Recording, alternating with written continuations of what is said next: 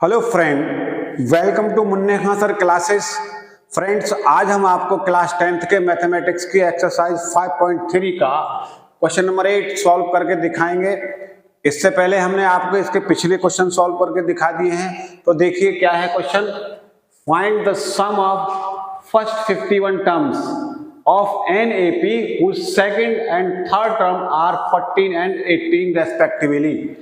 तो देखिए कोई एपी है, उस एपी के 51 टर्म्स का हमें क्या कर निकालना है, सम निकालना है। तो देखिए यहां गिवन है n is equal to 51 terms, यानी n यहां पर 51 गिवन है।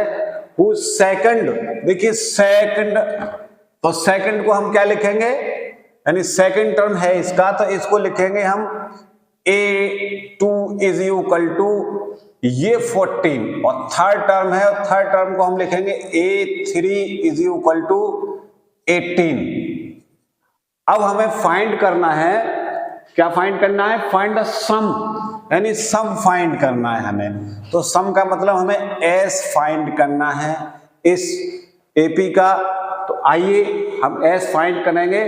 कैसे करेंगे, देखिए यहां a2 गिवन है, तो इस a2 को हम लिख सकते, a2 को, ये a2 है तो इसको लिख देंगे 14, तो इस a2 को लिख सकते हैं हम a प्लस 1d, यानी a प्लस d, और ये हमारा इक्वेशन नंबर फर्स्ट हुआ। अब a3 गिवन है, इस a3 को हम लिखेंगे 18, तो इसे लिखेंगे a plus 2d is equal to 18। तो ये यहां से सेकेंड इक्वेशन है। अब इन दोनों इक्वेशंस को हम सॉल्व करेंगे, और सॉल्व करने के बाद में a और d की वैल्यू फाइंड करेंगे। तो यहां लिखेंगे on solving equation first and second we get, तो a प्लस d है हमारा 14 और a प्लस 2d है 18। अब देखिए इसको हम सॉल्व करते हैं। इक्वेशन नंबर 1 है, ये सेकंड है। अब यहां लिखेंगे सबट्रैक्ट। तो देखिए सबट्रैक्ट करते हैं तो नीचे वाला जो इक्वेशन है उसके साइन कन्वर्ट हो जाएंगे, ये माइनस हो जाएगा, ये भी माइनस हो जाएगा, और ये भी माइनस हो जाएगा। तो ये कैंसिल हो गया। यहां देखिए माइनस का 2d और प्लस का d है, तो माइनस का d बचा यहां, माइनस का d, और यहां भी माइनस का बचेगा क्योंकि माइनस के ज्यादा है 4, तो माइनस से माइनस कैंसिल हो गया। तो ये हमने यहां से कॉमन डिफरेंस फाइंड कर लिया जो कि 4 है। अब हमें a निकालना है, तो a को देखिए ये वैल्यू जो है d, हम इक्वेशन नंबर 1 में डाल दें या सेकंड में डाल दें। पुटिंग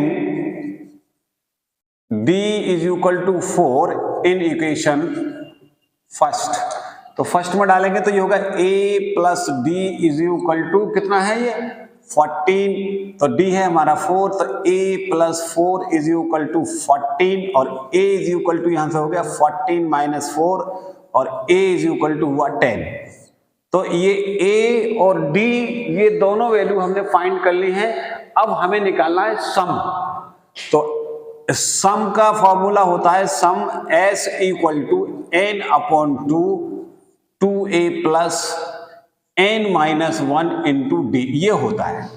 तो n की वैल्यू है हमारे पास 51, तो यहां 51 अपॉन 2 लिखेंगे, और 2a की वैल्यू हमने फाइंड की है वो है 10, तो यहां 10 लिखेंगे, और उसके बाद में n की वही वैल्यू है हमारे पास 51 माइनस 1, और d हमने अभी फाइंड किया है वो है 4। तो अब हम इसको सिंप्लीफाई करेंगे, तो ये हुआ 51 अपॉन 2, ये हुआ 20, और देखिए 51 में तो बन गया 50 बचा, 50 और 4 की मल्टीप्लाई हो गई 200, यानी 50 और 50 और 4 की मल्टीप्लाई की हमने 200 हो गई। अब इन दोनों को ऐड कर लिया, तो ये हुआ यहां से 51 अपॉन 2 इंटू 220, तो इससे ये कैंसिल हो जाएगा 110 टाइम। तो अब यहां से ये s इक्वल टू हुआ 51 इंटू 110।